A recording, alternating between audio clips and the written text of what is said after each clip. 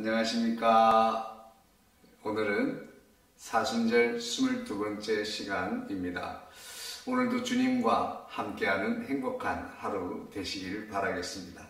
함께 하실 하나님의 말씀은 신약성경 마가복음 제10장 1절로 16절의 말씀입니다. 제가 봉독하도록 하겠습니다. 예수께서 거기서 떠나 유대 지경과 요단강 건너서 편으로 가시니 무리가 다시 모여들거늘 예수께서 다시 전례대로 가르치시더니 바리새인들이 예수께 나와 그를 시험하여 묻되 사람이 아내를 버리는 것이 옳으니까 대답하여 이르시되 모세가 어떻게 너에게 명하였느냐 이르되 모세는 이혼 증서를 써주어 버리기를 허락하였나이다. 예수께서 그들에게 이르시되 너희 마음이 완악함으로 말미암아 이 명령을 기록하였거니와 창조 때로부터 사람을 남자와 여자로 지으셨으니 이러므로 사람이 그 부모를 떠나서 그 둘이 한 몸이 될지니라. 이러한즉 이제 둘이 아니요 한 몸이니 그러므로 하나님이 짝지어 주신 것을 사람이 나누지 못할지니라 하시더라. 집에서 제자들이 다시 이 일을 물으니 이르시되 누구든지 그 아내를 버리고 다른 데 장가드는 자는 본처에 간음을 행함이요 또 아내가 남편을 버리고 다른 데로 시집가면 간음을 행함이니라. 사람들이 예수께서 만져주심을 바라고 어린아이를 데리고 오매 제자들이 꾸짖거늘 예수께서 보시고 노하시어 이르시되 어린아이들이 내게 오는 것을 용납하고 금하지 말라. 하나님의 나라가 이런 자의 것이니라. 내가 진실로 너희에게 이르노니 누구든지 하나님의 나라를 어린아이와 같이 받들지 않는 자는 결단코 그곳에 들어가지 못하리라 하시고 그 어린아이들을 안고 그들 위에 안수하시고 축복하시니라. 아멘. 오늘 본문의 시작은 바리새인들의 질문으로부터 시작이 되고 있습니다. 이 바리새인들은 예수님을 곤란하게 하기 위해서 늘 연구하고 준비하는 사람들입니다. 그리고 이들은 마침내 이 질문을 드리면 예수님도 꼼짝할 수 없겠구나라고 확신을 가지고 주님 앞에 나온 것 같습니다. 예수님 당시에 이 이혼에 관한 문제는 굉장히 이 사회적 이슈가 되어 있던 상황이었습니다. 그것은 바로 헤롯과 헤로디아의 이혼과 결혼의 문제지요. 그래서 이 여러 가지 문제들로 인해서 사회적인 큰 이슈가 되고 있는데 이제 이런 문제를 가지고 바리새인들은 예수님께 질문을 던진 겁니다. 그래서 이 질문에 대해서 이혼이 좋은 것이다. 또 이혼에 대해서는 이혼은 나쁜 것이다. 라고 말하기가 참 곤란한 시점에 있는 것입니다. 그래서 만일 예수님께서 이혼에 대해서 나쁘게 말하면 세례 요한처럼 헤롯에게 죽을지도 모른다는 그런 생각이 있는 거죠. 또 반대로는 예수님께서 이 이혼에 대해서 좋게 말한다고 한다면 세례 요한을 따랐던 많은 사람들이 예수님에 대해서 의심을 하게 되겠지요. 그래서 바리새인들은 예수님을 언제든지 곤란에 빠뜨리고 시험에 빠뜨리도록 하기 위한 질문을 찾느라고 늘 이 연구를 하던 사람들이죠.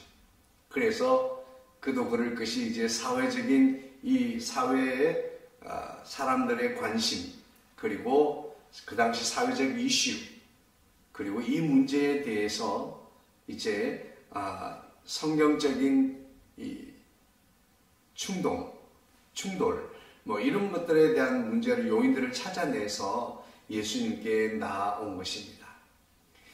교회에 나오고 예수님께 나오는 사람들 오늘날도 마찬가지죠. 그렇게 나오는 사람들 중에 이렇게 공격하고 곤란에 빠뜨리기 위한 그런 것들을 연구하기 위해서 가까이 다가오는 사람들도 적지 않이 있습니다.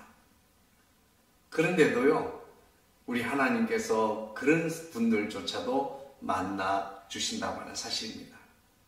우리 유명한 벤허라고 하는 영화를 제작하게 된 분도 마찬가지죠. 내가 기독교인을 핍박하기 위해서 성경을 연구하고 성경을 통해서 오점을 찾고 뭔가 잘못된 것들을 찾아서 기독교인을 핍박하려고 공격하려고 연구를 하다가 내가 기독교인이 되었다. 예수님을 만났다.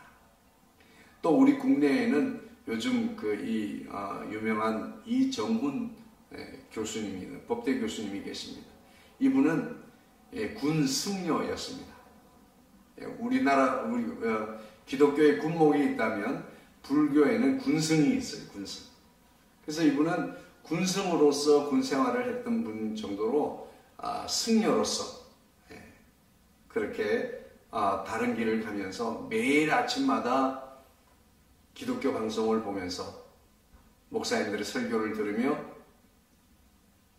기독교를 공격할 전략을 세우던 사람이었습니다.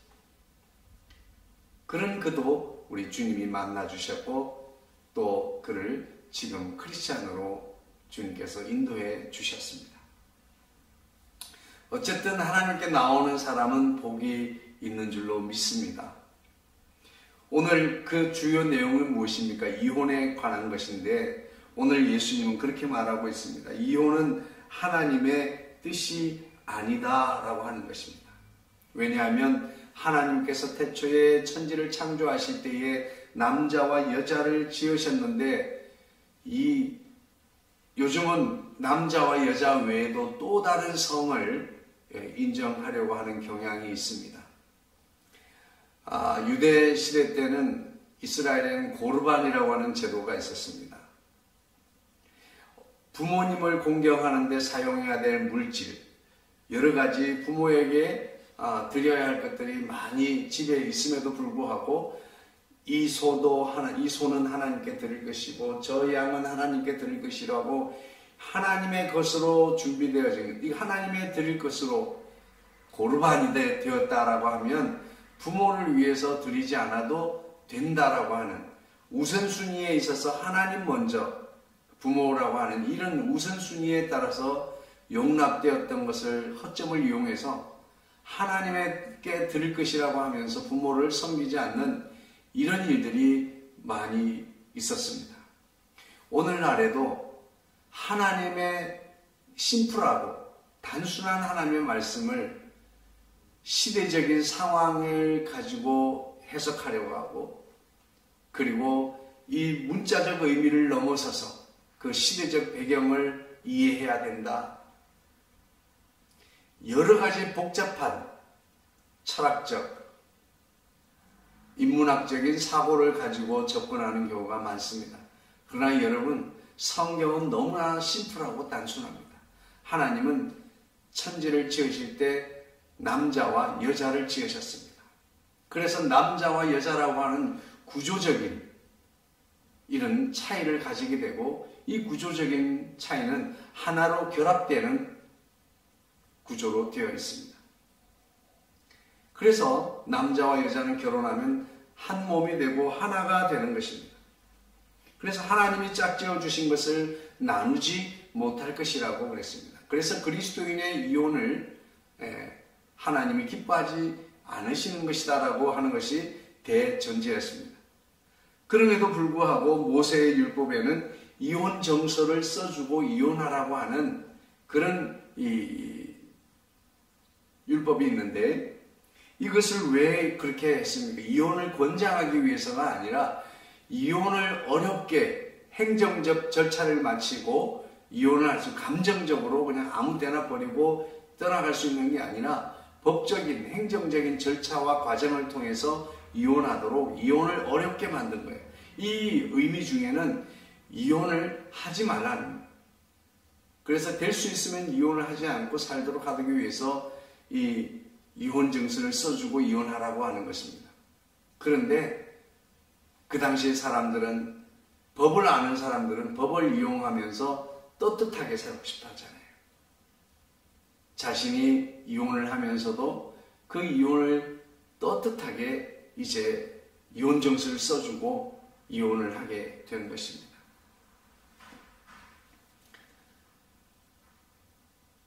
시대를 통해서 언제나 하나님께서 연약하게 여기는 자들이 있습니다. 고아와 과부, 나그네입니다. 오늘 이혼을 당하면 그 당시에 시대적 배경 하에서의 이혼을 하면 어려움을 당하고 고통을 겪게 되는 것은 바로 여인들이었습니다. 남성 위주의 구조로 이루어진 사회, 그리고 사회활동, 이 모든 것들은 여성으로서 홀로 혹은 여성으로서 이혼한 후에 남편 없이 살아간다는 것이 얼마나 어려운 일인지 모릅니다. 결국은 오늘 이 이혼 문제와 함께 어린아이에 관한 이야기를 주님이 하십니다. 저는 오늘 이 말씀을 묵상하면서 주님께서 오늘 우리에게 주시려고 하는 말씀은 무엇일까? 오늘도 주님께서는 자신의 한계를 인정하고 자신이 연약하다고 여기고 어린아이와 같이 부모의 보살핌이 있어야 한다고 하는 전제를 가지고 나의 부모님이신 나의 아버지이신 그 하나님께서 나를 돌봐주시지 않으면 나는 어린아이와 같이 살아갈 수 없는 존재다. 그리고 이혼 정서를 받아서 이혼을 하고 나면 여인들은 어려움을 당하고 삶의 고통을 겪게 됩니다. 이 어려운 자들을 주님은 돌아보시기를 원하시는 것입니다. 오늘 이 말씀 가운데서 저는 그런 생각을 했습니다. 나는 과연 하나님 앞에서 강한 자인가 연약한 자인가 라고 하는 것입니다. 저는 하나님 앞에서 연약한 자가 되어야 한다라고 하는 것을 더 깊이 인정하게 됩니다. 저는 지금 나이가 많지 않지만 점점점 이제 세월이 더해가고 그리고 세상에 조금씩 깨달아지는 것들이 있어요. 그러면서 느끼는 것은 참 우리 인간이 더덥고 부질없고 그리고 얼마나 연약하고 제한성과 한계를 가지고 살아가고 있는지 실감하게 됩니다. 우리는 누구나 다 일정한 기간 동안에 한평생이 보장되어 있다고 생각하지만 사람마다의 한평생은 다릅니다. 어떤 사람은 10년이 한평생인 사람도 있고 어떤 사람은 20년이 한평생인 사람도 있습니다. 여러분, 저와 여러분의 한평생은 어떻게 될까요? 그런 생각을 해보셨습니까? 저마다의 한평생이 있습니다. 이 땅에 오는 순간부터 이 땅을 떠나는 날까지가 저와 여러분의 한평생입니다. 저는 이 한평생이 우리 인간의 한평생이 얼마나 덧없는지 실감을 하게 됩니다. 오늘 저와 여러분은 나의 강함을 가지고 살아가겠다는 그런 오만함을 버리시기를 바랍니다. 그런 교만함을 내려놓고 어린아이와 같이 부모님의 돌보심이 없으면 생존할 수 없는, 오늘 나는 주님의 은혜가 아니면 살아갈 수 없는 연약한 존재라고 하는 사실을 인정하고 그 연약함을 가지고 늘 주님 앞에 돌보심을 구하는 저와 여러분이 되면 좋겠습니다. 오늘 이 사순절 기간을 통해서 내 힘과 내 능력으로 나는 얼마든지 잘 살아갈 수 있다고 하는 생각을 가진 사람들은 주님 앞에 나오기를 원치 않습니다. 그러나 나는 주님 없으면 한순간도 살아갈 수 없는 연약한 존재라고 하는 것을 인정하고 그 연약한 존재인 어린아이와 같은 나를 주님이 품어주시고 감싸주시고 보호해주시고 이끌어주시고 밀어주시고 인도해주시기를 원하는 저와 여러분의 기도가 있는 이 사순절 기간이 되면 좋겠습니다. 내가 너희를 고아와 같이 버려두지 않겠다고 약속하셨던 주님은 오늘 저와 여러분을 만나 주셨고 우리를 하늘나라 백성, 하늘나라 자녀 되게 하셨습니다. 우리는 고아가 아닙니다. 우리를 보살피시는 하나님이 계십니다. 오늘 그분 앞에 우리의 연약함을 가지고 나아갈 수 있는 저와 여러분의 모습이 되기를 주의 이름으로 축복합니다. 고마우신 아버지 감사합니다. 이 세상에 사람들은 단순한 것을 너무 어렵게 만들고 있습니다. 철학과 여러 가지 상황 지식들을 가지고 하나님의 말씀을 복잡하게 하여서 아닌 것도 무엇인지 정확한 것도 없는 모든 것을 용납하고 허용하는 시대를 우리는 맞이했습니다. 주님, 그 가운데서 우리가 그리스도인으로서 바리새인과 같이 이런 마음으로 주님 앞에 나오는 자가 아니라 오늘도 남자와 여자를 지으셨고 우리는 한 몸을 이루고 살아가야 될 한 생명체임을 인정하게 도와주시고 뿐만 아니라 고아와 과부, 아버지 하는 나그네와 같은 우리 인생길의 나그네요 주님이 아니면 살아갈 수 없는 아버지 하나님 과부와 같은 심령, 주님의 돌보심이 아니면 살아갈 수 없는 어린아이와 같은 심령으로 늘 주님의 은혜를 구하는 연약한 자로 주님을 바라보며 주님을 의지하며 살아갈 수 있는 믿음의 자녀들 되게 하여 주옵소서. 이 부활절을 통해서 죽음에 대해서 아버지 하나님 늘 우리가 이 코로나 팬데믹 가운데서 아버지 하나님 모든 사람들 속에 뒤덮고 있는 죽음의 그림자 아버지 하나님 정작 우리 속에 아버지 하나님 사망의 그림자가 드리워져 있음에도 불구하고 인식하지 못하는 우리에게 그 작은 바이러스를 통하여 다시 한번 깨우쳐 주셨사오니 늘 주의 십자가를 바라보게 하시고 십자가의 은혜와 사랑으로 영광의 부활을 경험하게 도와 주옵소서. 모든 말씀을 우리 주 예수님의 이름으로 기도하옵나이다. 아멘. 사랑합니다. 축복합니다. 주의 이름으로 응원합니다. 오늘도 힘내시고 파이팅 하십시오. 샬롬.